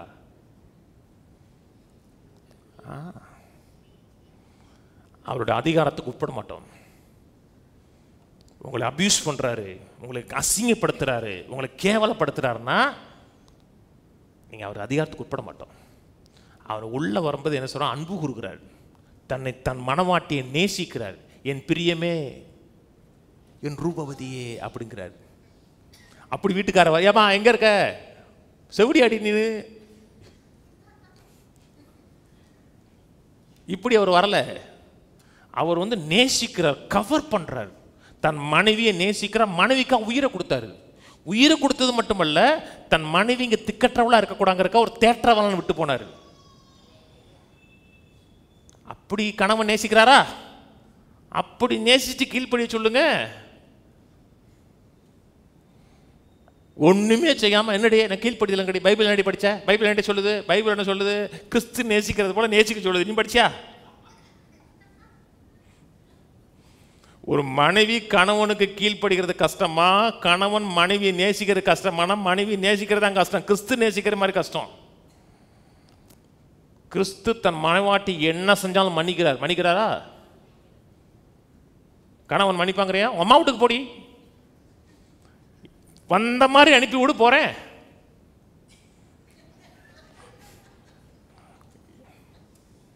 அப்படி அனுப்பிவிட நான் போறேன், ரெடியா இருக்கேன். அனுப்பிவிட முடியுமா உன்னால? அப்படின்னா கம்முன்னு கிடக்கணும். நல்லா கவனிக்க, நான் ஆம்பளை தாங்க. நீங்கள் அப்படி நேசிங்க. நீங்கள் தலைன்னு சொல்லும் பொழுது டிக்டேட்டர் கிடையாது, சர்வாதிகாரி கிடையாது. கிறிஸ்து சபைக்கு தலையாக இருக்கிறது போல புருஷனும் மனைவிக்கு தலையாக இருக்குன்னு சொல்லும்போது அவன் ஆளுகை செய்கிறவன் கிடையாது. அதனால் போன வாரம் சொன்னேன், 1 Corinthians 11:3, 1 Corinthians 14 எப்படி அந்த அதிகாரத்துக்கு உட்பட்டிருக்கணும்னு சொல்கிறேன். அவன் வந்து அவன் லீடராக இருக்கான், முன்னே சென்று ஒரு பேட்டனை கொடுக்குறான். இப்போ கிறிஸ்துவுக்கு பிதாவாகிய தேவன் தலை, 1 Corinthians 11 சொல்கிறார். ஒரு நாள் கூட பிதாவாகி தேவன் குமாரனாகி தேவனை அவமானம் நடத்தினதே கிடையாது, கீழாக நடத்தினதே கிடையாது. அதே போல் மனைவிக்கு கணவன் தலை. அப்போ கணவன் ஒரு நாளும் தன் மனைவியை கீழாக மட்டமாக நடத்தக்கூடாது. நான் சொன்னது புரியுதுங்களா? அப்படி நட்டமாக நடத்தினீங்க, நீ தலையே கிடையாது. உங்கள் மனைவியை உங்களுக்கு கவர் பண்ண தெரியல, ப்ரொடெக்ட் பண்ண தெரியல, அன்பை கொண்டு அரவணைக்க தெரியல, அப்போ நீங்கள் சரியான கணவனே கிடையாது. அவங்க குற்றப்படுத்தலை, நான் என்னையும் குற்றப்படுத்தலை. சரி செய்யணும், மனம் திரும்பணும். மனம் திரும்பினா எண்ணத்தை மாற்றணும். இப்படி வாழக்கூடாது, கர்த்தருக்கு உகந்தது கிடையாது. இல்லை, உலக மனுஷனும் வாழ்கிறான், நம்மளும் வாழ்கிறோம். உலக மனுஷன் வீட்லேயும் சண்டையும் சச்சரமாக இருக்குது, விசுவாசி வீட்லேயும் சண்டையும் சச்சரக்கும்னா அப்போ என்ன ரோல் மாடல்? அப்போ ரோல் மாடல் இல்லை, உலகத்துக்கு உப்பா இல்லை. நம்ம வித்தியாசமாக ரோல் மாடல் இருக்குன்னு கர்த்தர் ஏற்படுத்தி வச்சிருக்கிறாரு. கீழே சொல்கிறாரு, மனைவி கணவன் மனைவி சொல்லிட்டு கடைசியில் வர்றாரு, எப்படியும் உங்களில் அவனவன் தன்னிடத்தில் அன்பு கூறுவது போல தன் மனைவி இடத்திலும் அன்பு கூற கடவன், மனைவியும் புருஷனிடத்தில் பயபக்தியாக இருக்க கடவுள். பயபக்தியாக இருக்க கடவுள்னு ஒரே வாரத்தில் முடிச்சுட்டாங்க. ஆம்பிள்ஃபைடில் போடுங்க. பயபக்தியாக இருக்குன்னா என்னன்னு சொல்லுது? ஒரே வாரத்தில் பயபக்தியாக இருக்க கடவுள்னு சொல்லிட்டு இங்கே சொல்லுது, let the wife see that she respects and reverence her husband, that she notices him, regards him, honors him, prefers him. இதெல்லாம் அந்த அந்த பயபக்தி. அவளை நோட்டீஸ் பண்ணணும், அவனை ரிகார்ட் பண்ணணும், ஹானர் பண்ணணும், முன்னுரிமை கொடுக்கணும், ப்ரிஃபர் பண்ணணும், வெனரேட்ஸ் பண்ணணும், அண்ட் எக்ஸ்டீம்ஸ் ஹிம். அப்புறம் கீழே praises him and love and admires him exceedingly. அவனை நேசிக்கணும், அப்படி அவனை புகழ்ந்து தள்ளணும். அதான் பயபக்தியாக இருக்கணும்னு அர்த்தம். இதெல்லாம் கடைசி 33ஆம் வசனத்தில் சொல்லுது. ஆனால் மேலே என்ன சொல்லுது? மேலே என்ன சொல்லுதுன்னா, கிறிஸ்து சபையை நேசிக்கிற போல நேசிங்க. அவள்கிட்ட ஒரு குறை இருந்துச்சுன்னா, எப்படி கிறிஸ்துவானவர் தண்ணீரை கொண்டு தன் மனைவியை சுத்திகரிக்கிறாளோ அப்படி சுத்திகரிங்கிறாரு. இப்படிப்பட்ட புருஷனை வாயால் துதிச்சு பாடுறதுக்கு என்னங்க கஷ்டம்? என்ன குறை வந்தால் கூட அந்த குறையை சொல்ல மாட்டார், அந்த குறையை அப்படியே தண்ணி வச்சு கழுவிடுவார். 4 இதுக்கு முன்னாடி தன்னை கீழ்ப்படுத்தி பேச மாட்டார். அந்த கணவனை கொண்டாடுறதுக்கு மனைவிக்கு என்ன கஷ்டம்? கஷ்டம் இல்லை. அப்புறம் மேலே போப்பா, எபேசியர் 5. பேசி அறிஞ்சு நல்லா கவனிங்க. இந்த இப்போ பார்த்தாலும் பொம்பளைக்கே சப்போர்ட்டாக பேசுகிறான்னு நினைக்காதீங்க. நான் அப்படி பேசல, நான் சத்தியத்தை மட்டும் தான் பேசுகிறேன். எனக்கும் வீட்டில் ஒரு மனைவி இருக்காங்க, அவளும் கேட்பா. கிறிஸ்து சபைக்கு தலையாக இருக்கிறது போல புருஷனும் மனைவிக்கு தலையாக இருக்கிறான், அவரே சரீரத்துக்கும் ரட்சகராக இருக்கிறான். தமிழில் வந்து அந்த மொழிபெயர்ப்பு வந்து அந்த அவரேன்னு போட்டதுனால கிறிஸ்துவை பார்க்குறாங்க. இந்த இடத்துல கிறிஸ்துவை சொல்லலை, கணவனை தான் சொல்லுது. அதாவது கிறிஸ்து சபைக்கு தலையாக இருக்கிற போல புருஷனும் மனைவிக்கு தலையாக இருக்கிறான், அவனே சரீரத்துக்கு ரட்சகராக இருக்கிறான்னா ப்ரொடெக்டராக இருக்கிறான், ப்ரொவைடராக இருக்கிறான், கவரிங்காக இருக்கிறான், பாதுகாக்கிறவனாக இருக்கான், பராமரிக்கிறவனாக இருக்கலாம். ஒரு தீமை அணுகாதபடி பிள்ளைகளை பாதுகாத்து இந்த பொல்லாத பிரபஞ்சத்திலேருந்து குடும்பத்தை காக்கிறவனாக இருக்கான். ரட்சகன் சொல்லும் பொழுது இப்போது நிறைய வசனம் சொல்கிறேன். 2 ராஜாக்கள் 13:5 கர்த்தர் ரட்சகனை எழுப்பினார்னு இருக்கும்.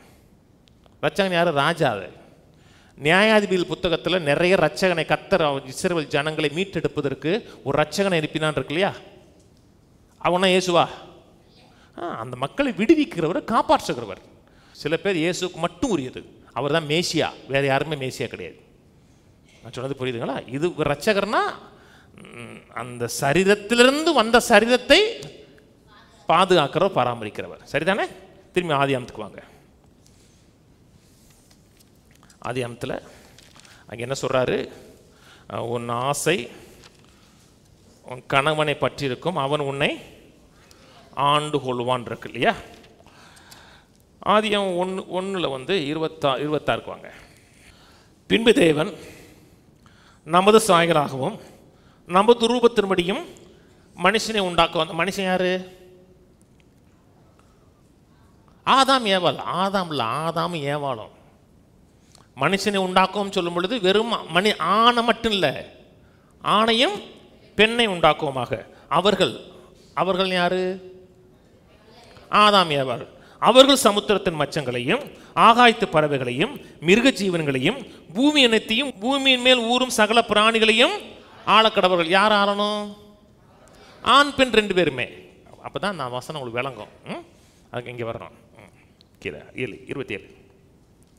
தேவன் தம்முடைய சாயலாக மனுஷனை சிருஷ்டித்தார். மனுஷன் யாரு? ஆதாம் ஏவாள். அவனை தேவ சாயலாக சிருஷ்டித்தார், ஆணும் பெண்ணுமாக அவர்களை சிருஷ்டித்தார். கீழே பின்பு தேவன் அவர்களை நோக்கி, எவர்களை நோக்கி? ஆதாம் ஏவாளை நோக்கி, நீங்கள் பலுகி பெருகி பூமி நிரப்பி அதை கீழ்ப்படுத்தி சமுத்திரத்தின் மச்சங்களையும் ஆகாயத்து பறவைகளையும் பூமியின் மேல் நடமாடுகிற சகல ஜீவ தந்துகளையும் ஆண்டு கொள்ளுங்கள் என்று சொல்லி தேவன் அவர்களை ஆசீர்வதிச்சார். இது யாருக்கு சொன்னார்? 2 பேருக்குமே சொன்னார். அவர்கள் ஆளணும், அவர்கள் பெருகணும், கீழ்ப்படுத்தணும், எல்லாமே 2 பேருக்கு உரியது. ஆதியாம் 2க்கு வாங்க. ஆதியாம் 2:15. தேவனாய கர்த்தர் மனுஷனை ஏதேன் தோட்டத்தில் அழைத்து கொண்டு வந்து, இந்த மனுஷன் சொல்லும் பொழுது இது ஆதாம் ஏவாள் கிடையாது. ஆதாமுக்குள்ள ஏவாள் இருந்தாங்க. இப்போ மனுஷன் மட்டும்தான் இருக்கான் சரீர பிரகாரமாக. ஆதாம் மட்டும்தான், ஏவாள் வெளியே வரல. தேவனாய கர்த்தர் மனுஷனை ஏதேன் தோட்டத்தில் அழைத்து கொண்டு வந்து அதை பண்படுத்தவும் காக்கவும் வைத்தார். தேவனாய கர்த்தர் மனுஷனை நோக்கி, நீ தோட்டத்தில் உள்ள சகல விருட்சத்தின் கனியையும் புசிக்கவே புசிக்கலாம், ஆனாலும் நன்மை தீமை அறியத்தக்க விருட்சத்தின் கனியை புசிக்க வேண்டாம், அதை புசிக்கும் நாளிலே சாகவே சாவா என்று கட்டளையிட்டார். பின்பு தேவனாய கர்த்தர் மனுஷன் தனிமையாக இருப்பது நல்லதில்லை, ஏற்ற துணையை அவனுக்கு உண்டாக்குவேன். இந்த வசனம் சொல்ற வர ஆதாம் மட்டும்தான். இன்ஸ்ட்ரக்ஷன் யாருக்கு கொடுக்கப்பட்டுச்சு? ஆதாம் தான் கொடுக்கப்பட்டுச்சு. ஏன் ஆதாம தலைன்னு சொல்றோம்? அவனுக்கு தான் வசனம் சொல்லப்பட்டுச்சு. நீங்க குடும்பத்துக்கு தலையா அப்படின்னா உங்களுக்கு வசனம் தெரியணும். இந்த குடும்பத்தை வசனம் சொல்லி டீச் பண்ணி குடும்பத்தை நடத்தக்கூடிய ஆளாக இருக்கணும். அதான் தலைன்னு அர்த்தம். தலைன்னா அந்த குடும்பத்தை போதிக்கிறவர், சரியாக நடத்துகிறவர், அந்த குடும்பத்துக்கு வார்த்தையை சொல்லி அப்படி தூக்கி நிறுத்துகிறவர்னு அர்த்தம். கிறிஸ்து தலை. ஏன்? டீச் பண்ணுவார். நான் சொன்னது புரியுதுங்களா? கிறிஸ்துவுக்கு நிறையா தெரியுமா? உங்களுக்கு நிறையா தெரியுமா? அப்போ மனைவியை காட்டிலும் கணவனுக்கு நிறைய தெரியணும். ஆனால் உலகம் அப்படியா இருக்கு? இல்லை. கணவனுக்கு கம்மியாக தெரியும், மனைவிக்கு நிறையா தெரியும். அவள் சர்ச்சுக்கு போயிட்டு வருவா, நீங்கள் என்ன பண்ணுவீங்க? பாத்திரம் கழுவ போகிறீங்களா? இந்த உலகம் எப்படி உல்ட்டாவாக இருக்கும் பாருங்க. அதனால தான் குடும்பம் சிறந்த விதத்தில் இல்லை. தலைவன்னா கர்த்தருடைய வார்த்தையை கேட்டு அந்த குடும்பத்தை டீச் பண்ணி உயர்த்தக்கூடிய ஆளாக இருக்கணும். திரும்பி பாவம் செய்கிறாரு, அதை ஏவாள் பழத்தை பிடிக்கிறாரு, கொடுக்குறாரு, சாப்பிட்றாங்க, பாவம் செய்கிறாங்க. ஆதாம்கிட்ட தான் கர்த்தர் வந்தார், ஏவாள்கிட்ட வரவே இல்லை. ஏன்? அவன் தான் தலை கீழே. அப்போ தேவனாய் கர்த்தர் ஆதாமை கூப்பிட்டு நீ எங்கே இருக்கிறாய் என்றார். அதற்கு அவன், நான் தேவனுடைய சத்தத்தை தோட்டத்திலே கேட்டு நான் நிர்வாணியாக இருப்பதனால் பயந்து ஒளித்து கொண்டேன் என்றார். அப்பொழுது அவர், நீ நிர்வாணி என்று உனக்கு அறிவித்தவன் யார்? புசிக்க வேண்டாம் என்று நான் உனக்கு விலக்கின விருட்சத்தின் கனியை புசித்தாயோ என்றார். பாவம் செய்கிறான். கர்த்தர் வந்து கேட்குறாரு. கர்த்தருடைய வார்த்தை கேட்ட உடனே பயப்படுகிறான். இங்கே தான் முதல் அந்த பயங்கர வார்த்தை முதல்ல வருது. வார்த்தையை கேட்டு நிர்வாணியாக இருப்பதனால் பயந்து ஒழித்து கொண்ட. இன்னைக்கு இந்த மனுஷன் 3 காரியத்தை செய்கிறான். ஒரு காரியத்தை நீங்கள் தவறிட்டீங்க. ஒரு பையன் எப்போ வந்துச்சு, ஏன் ஒழிஞ்சுக்கிட்டான்? அவனுடைய ரோலை அவன் சரியாக செய்யலை. அவன் ரோலை சரியாக செய்யும் பொழுது, வசனத்தை கேட்கும் பொழுது அவனுக்குள்ளே குற்ற உணர்வு உண்டாகும். ஏன் நம்ம இப்படி இல்லையே அப்படி இருக்கும். அவனுக்குள்ளே எவ்வளோ ஸ்ட்ராங்காக இருக்கட்டும், எவ்வளோ ஸ்ட்ராங்னா ரஃப் அண்ட் டஃபாக ஆளாக இருக்கட்டுங்க, அவன் கர்த்தருடைய பிள்ளையாக இருந்தான்னா அவனுடைய ரோலை அவன் செய்யாத பொழுது அவனுக்குள்ளே பயப்படுறான்.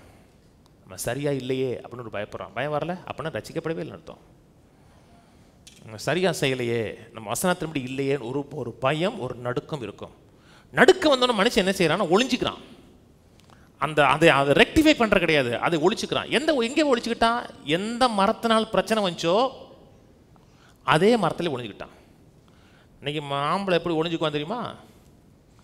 தவறு பண்ணோம்னா தன்னுடைய மாம்சத்தை வச்சு ஒழிச்சுக்குவான். என்னடி என்னை ஏற்று பேசுறியா?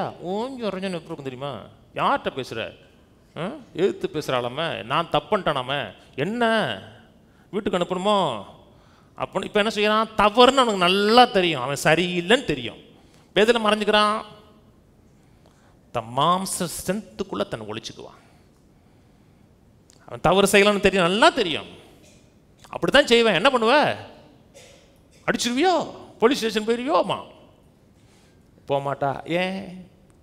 மாம்சத்தை வச்சு ஒழிஞ்சுக்கிறான். சிலர் வந்து சொசைட்டியில் இருக்க செல்வாக்கை வச்சு மறைஞ்சுக்குவான், சில பணத்தை வச்சு மறைஞ்சுக்குவான், சிலர் வந்து சமுதாயத்தில் இருக்க தனக்கு இருக்க அந்த செலிபிரிட்டியாக இருக்கான்ல அதில் மறைச்சிக்குவான். சொன்னது புரியுதுங்களா? ஆனால் அவன் தவறு செஞ்சான் அவனுக்கு தெரியுமா? தெரியும். நம்ம சரியில்லை அப்படி தெரியும். சில மக்கள் சரியில்லைன்னு தெரியும் போது வீட்டில் சரியில்லை போது வீட்டில் இருக்க மாட்டான். ஏன்னா வீட்டில் இருக்கும்போது சரியில்லைன்னு இங்கே அவனுக்கு தெரியும். எக்ஸ்ட்ரா மேரிட்டல் உறவுக்குள்ளே போவான். வெளியே அங்கே போனால் அங்கே அவனை கொண்டாடுவாங்க. உங்களை மாதிரி ஒரு வீட்டுக்கார் கிடைச்சதுக்கு கொடுத்து வச்சிருக்கணும் தெரியுமா? உங்களை அவங்க நடத்தவே தெரியல தெரியுமா? நீங்களாம் எப்படிப்பட்ட ஆள் தெரியுமான்னா இவனுக்கு வந்து அங்கே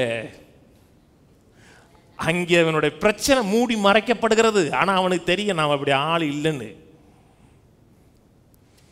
அது போய் உங்கள் நிஜ முகம் எங்கே இருக்குன்னு தெரியுமா? உங்கள் வீட்டில் தான் இருக்கும். உங்கள் கணவன் உங்கள் மனைவிட்ட கேளுங்க, உங்கள் நிஜ முகம் யாரும் சொல்லுவாங்க. உங்களுடைய மகிமை நீங்கள் எப்படிப்பட்ட ஆள் எங்கே தெரியணும்? பொண்டாட்டி மூஞ்சியை பார்த்து சொல்லிடுவாங்க, ஏண்டி சோகமாக இருக்க, உனக்கு சரியாக நடத்தலையோ மாங்க. அப்படி பிரகாசமாக இருக்கட்டும், நல்லா வச்சுக்கிறாரு இருக்க,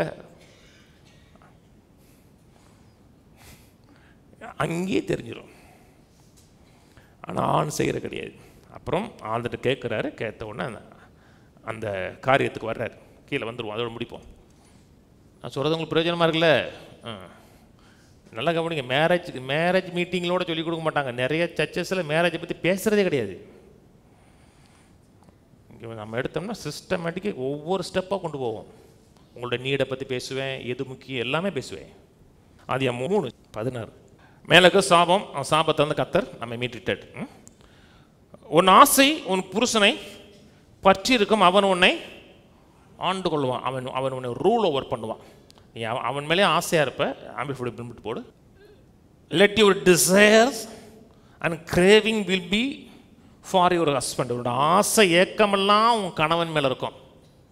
எல்லா மனைவியோடைய ஆசை ஏக்கம்லாம் அதானாங்க, இல்லையா?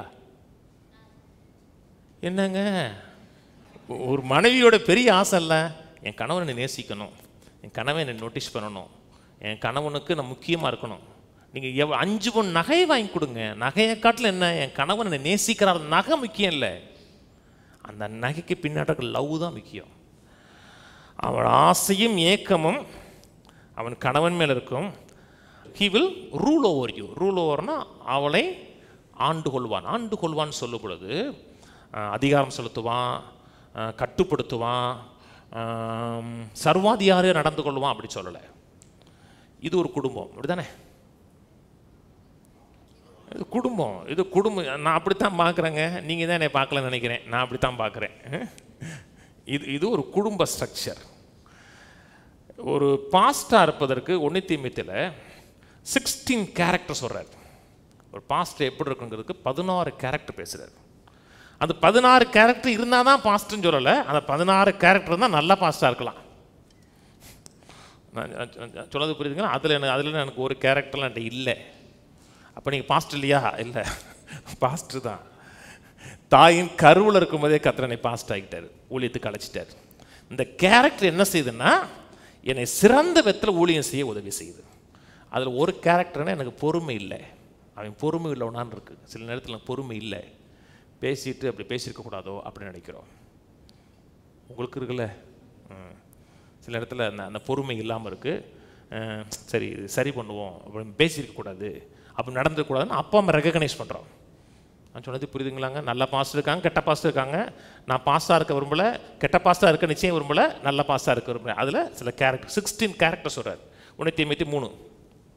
அதில் ஒரு கேரக்டர் ஆகையால் கண்காணியானவன். இந்த கண்காணியானவனுங்கிற வார்த்தை தான் பிஷப்பாக இருக்கிறவன்.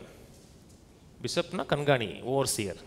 ஆகையால் கண்காணியானவன் குற்றம் சாட்டப்படாதவனும் ஒரே மனைவியே உடைய புருஷனும் ஜாக்கிரதை உள்ளவனும் தெளிந்த புத்தி உள்ளவனும் யோக்கியதை உள்ளவனும் அந்நியரை உபசரிக்கிறவனும் போதக சமத்தனுமாய் இருக்க வேண்டும். 4 போடு. அவன் சொந்த குடும்பத்தை நன்றாய் நடத்துகிறவனும். இந்த நடத்துகிறவன் இருக்கு பார்த்தீங்களா? இந்த நடத்துகிறவங்க வார்த்தை ரூல் ஓவர் பண்ணுறது. சொந்த குடும்பத்தை நடத்துகிறவன்னா அந்த சொந்த குடும்பத்தை ரூல் ஓவர் பண்ணுறவன். நீங்கள் ஆங்கில பைபிள் எல்லா பைபிளையும் ரூல் ஓவர் தான் இருக்கும். நடத்துகிறவன்னா கட்டுப்படுத்துகிறவன், அதிகாரம் தெரியல. சொந்த குடும்பத்தை நடத்தி செல்லவன். ஒரு சொந்த குடும்பத்தில் பிள்ளைகளே நடத்த தெரியலன்னா சபையில் இருக்கிற மக்களை எப்படி நடத்த முடியும்? சபையில் இருக்க நடத்தணும்னா அதிகாரம் செலுத்துவோன்னு சொல்லலை, சபையில் மக்களை எப்படி ரூல் ஓவர் பண்ணுவீங்க? எனக்கு ஒரு அதிகாரம் இருக்கா? இருக்குங்க. அதிகாரத்தின் கீழேன்னு ஒரு சீரீஸ் பேசினது கேளுங்க. எனக்கு ஒரு ஸ்பிரிச்சுவல் அத்தாரிட்டி இருக்கு. எனக்கு குடும்பத்தில் இருக்க ஸ்பிரிச்சுவல் அத்தாரிட்டியே எனக்கு சரியாக நடத்த தெரியலன்னா நான் சர்ச்சில் எப்படி நடத்த முடியும்? முடியுமா? முடியாது. ரூல் ஓவர் பண்ணுறதுன்னா இப்போ நான் உங்களை கட்டுப்படுத்தி அராஜமாக நடத்துகிறேன்னா நடத்துறதே கிடையாது. உங்களை ஃப்ரீயாக விடுறேன், நான் சொல்லி கொடுக்குறேன். நீங்கள் சில விஷயங்கள் சரியாக இல்லைன்னா சொல்லி கொடுக்குறேன், இப்படி இருக்கக்கூடாது அப்படி இருக்குன்னு சொல்லுவேன். உங்கள் சில விஷயங்கள் இல்லைன்னா ஃபோன் பண்ணி இப்படி பண்ணுங்க அப்படி பண்ணி சொல்லுவேன். சிக்காக இருந்தீங்கன்னா, ரொம்ப ஸ்பிரிச்சுவலாக இருந்தீங்கன்னா ஸ்பிரிச்சுவல் காரியம் சொல்லிக் கொடுப்பேன். ரொம்ப ஸ்பிரிச்சுவலாக கம்மி இருந்தீங்கன்னா டாக்டரை போய் பாருங்கள், அதை பாருங்கள், இதை பாருங்கள் சொல்லி கொடுப்பேன். ஏன்? நான் உங்களை ரூல் ஓவர் பண்ணுறேன். ரூல் ஓவர் பண்ணுறேன்னா அடிக்கிறது கிடையாது, ஒவ்வொரு காரியத்தையும் கண்காணிக்கிறது.